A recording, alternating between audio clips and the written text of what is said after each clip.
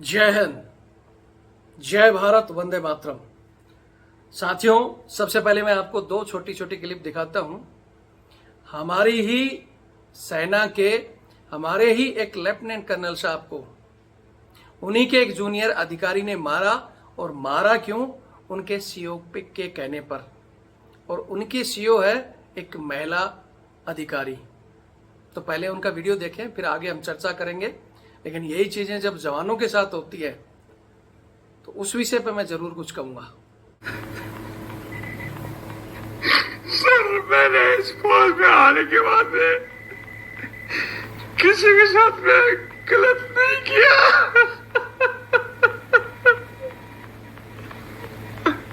मैं तो इस फौज को ही अच्छा मानता रहा।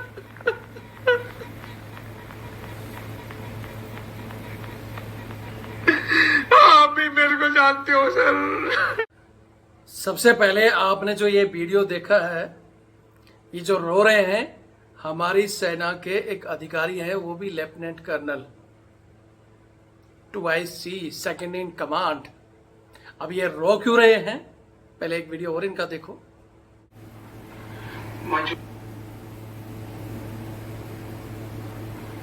My junior has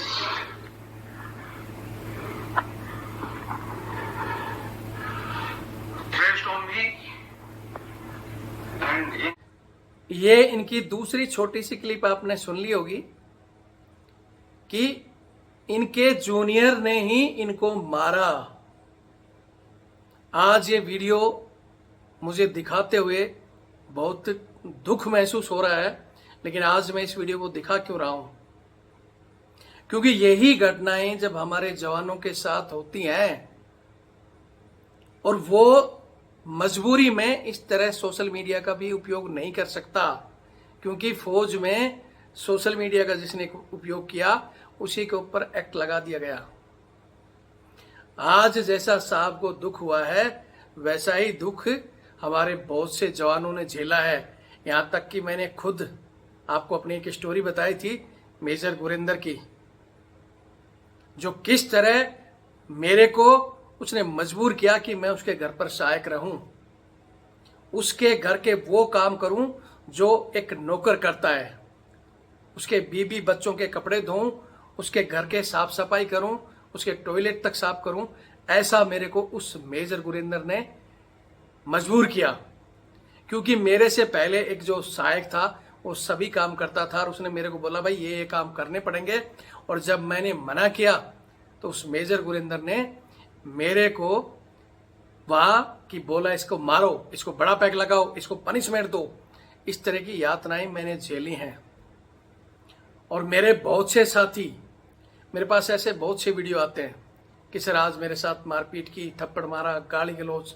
मैंने बहुत से वीडियो डाले तक नहीं है, क्योंकि जब ये हम वीडियो डालते हैं तो कुछ हमारे बीच से ही चमचे, हालांकि चमचों के अलावा कुछ देशभक्तों को भी, मुझे भी लगता है कि सेना के ये चीजें बाहर नहीं आनी चाहिए। लेकिन अगर ये बाहर नहीं आएंगी तो ये चीजें बंद कैसे होंगी? क्योंकि आज ये लेफ्टिनेंट कर्नल हैं, इनको आज पता चला क्यों इनको पिटवाने वाला कौन है, इन्हीं के सीओ साहब, और वो भी एक महिला सीओ। इसलिए इनको ज्यादा दुख हो रहा है। और ये चीजें सोशल मीडिया पर, हमारा ट्विटर के अंदर एक कर्नल साहब हैं, उन्होंने डाला है। और उस वीडियो पर बहुत से और दूसरे सेना के अधिकारियों ने अलग अलग टिप्पणियां की है। उस विषय में हम आगे बात करेंगे। इनके साथ मारपीट क्यों हुई है, इस विषय में भी हम बात करेंगे। पहले आपको इनका मैं वीडियो दिखा देता हूं कि इनको मारा किसने। इन्हीं के एक जूनियर मेजर साहब ने सीओ मैडम के कहने पर इनको मारा है। कहानी क्या थी ये खुद बता रहे हैं। मैं चाहूंगा कि इस वीडियो को देखें और ज्यादा से ज्यादा शेयर करें।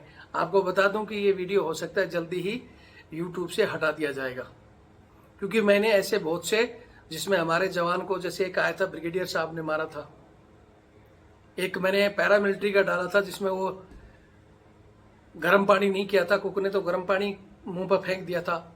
एक मटरोला से हमारे एक जवान के आंख पे मार दिया था। ऐसे कितने ही वीडियो डाला था मेरे वो चैनल बंद कर दिया गया इन्हीं वीडियो के वजह से। और बंद करवाने वाले कौन थे? हमारे ही अधिकारी। बल्कि मैं ये वर्दी मेरे खून में, आज भी मैं इसी वर्दी से मेरा अभी परिवार चल रहा है। मेरी 3 पीढ़ियां देश सेवा में थी और आज भी मेरी पीढ़ी के कुछ बंदे हैं जो सर्विस कर रहे हैं।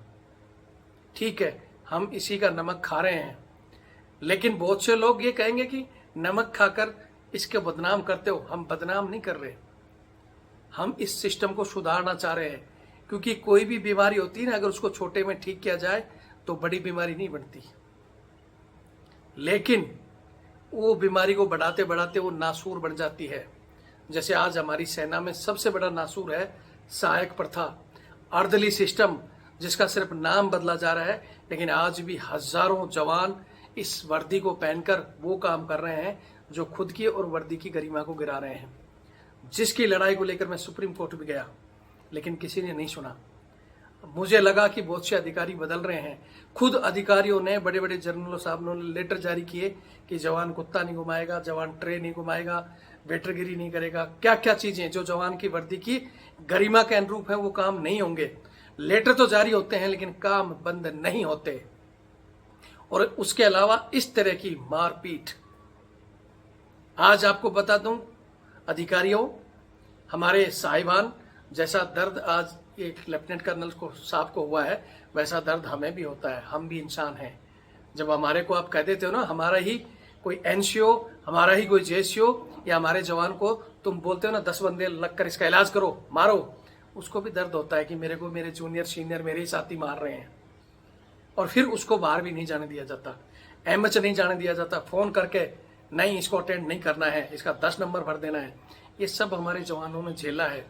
और इसका कारण है क्योंकि ब्रिटिश के जो रूल थे उस समय अधिकारी ब्रिटिश के होते थे और जवान हमारे होते थे। लेकिन आज हमारे ही अधिकारी, हमारे ही जवान, हमारे ही जेसीओ, फिर भी ये नियम बदल क्यों नहीं रहे?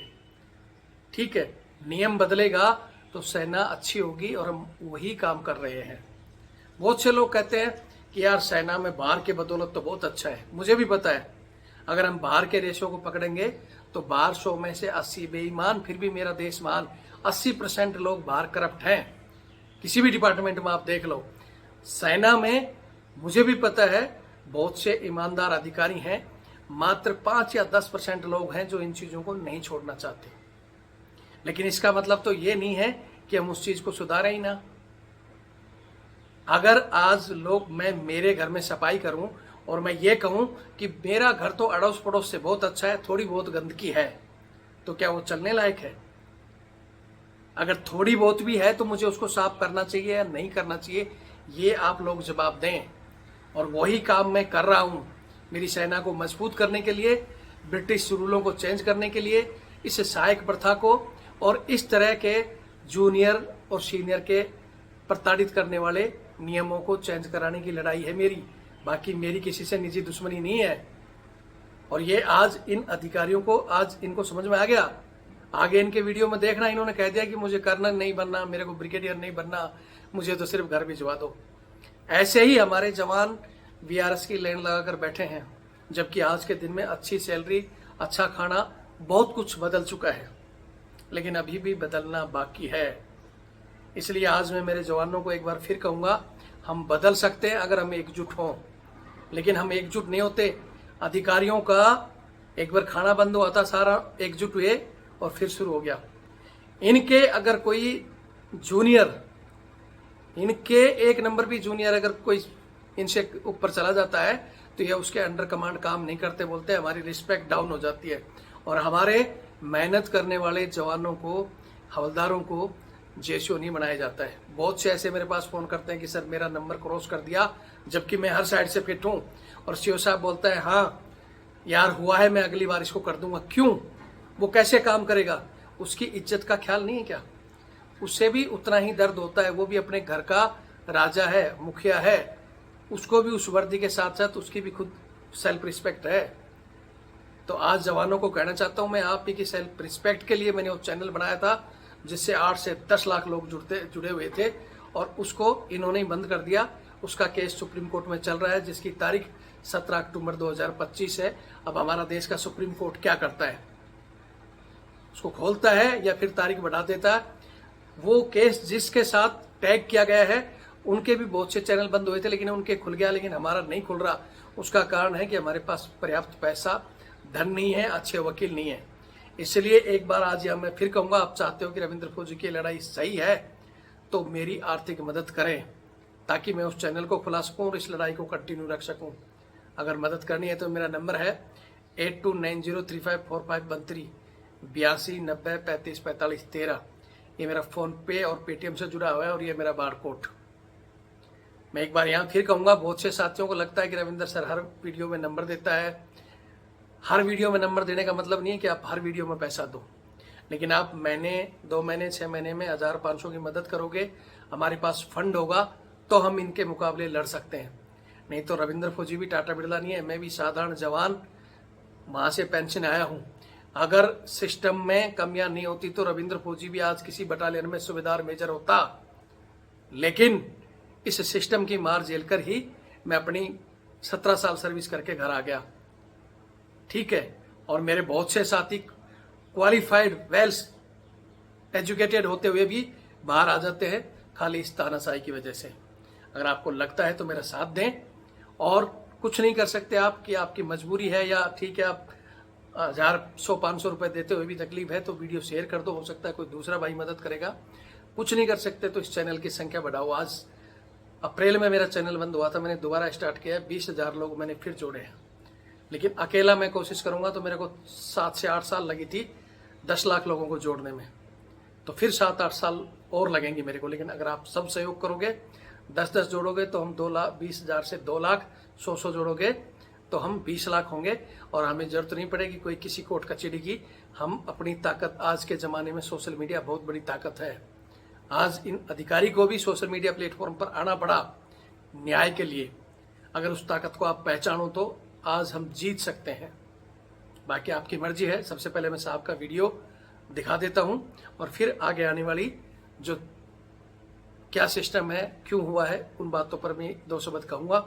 आपको समय लगता है तो वीडियो देखें और शेयर करें, और नहीं तो इंतजार करें।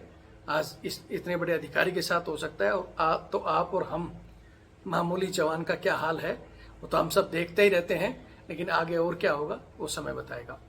जय हिंद, जय भारत, वंदे मातरम। सर, मैंने इस फौज में आने के बाद में किसी के साथ में गलत नहीं किया।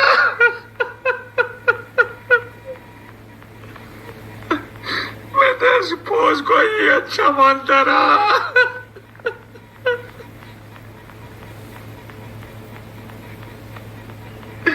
आप भी मेरे को जानते हो सर।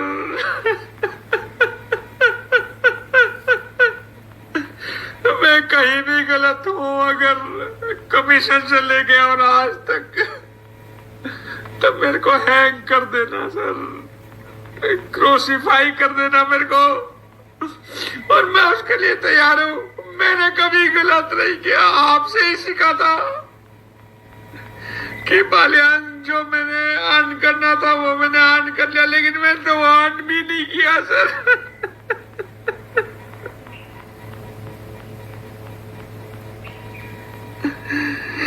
मेरे साथ में इतना बुरा क्यों होने दे रहे हो आप?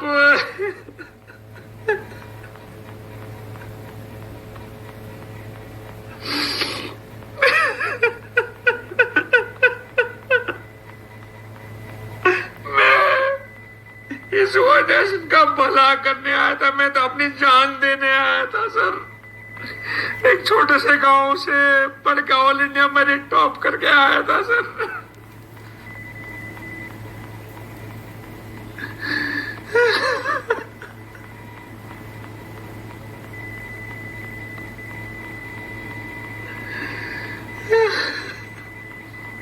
आपका ही भरोसा है sir.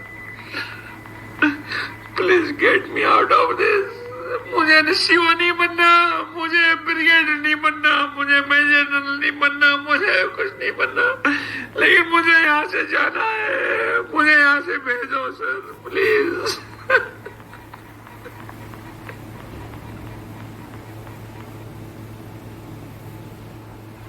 My junior has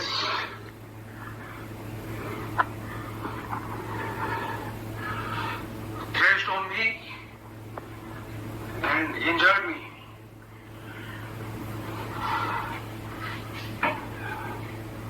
Major Kataria, Dinesh Kataria, he misbehaved with me right now. And he got me injured.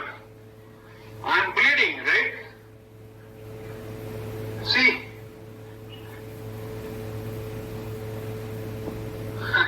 Still, I kept my calm. And I'm keeping my calm. Nishant Kataria should not be left without investigations.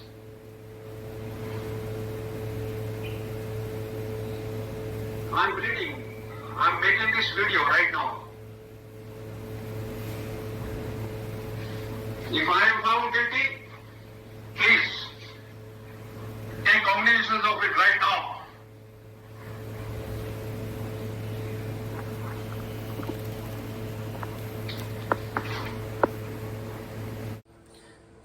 ये video आपने देख लिया होगा। अभी ये video Twitter में डला है, वहां बहुत से अधिकारियों ने जो जो चीजें कही हैं उस विषय में हम आगे बात करेंगे और पूरी इसकी अपडेट शाम को लेकर मैं इसका आगे का वीडियो और आगे की कहानी शाम तक बताऊंगा।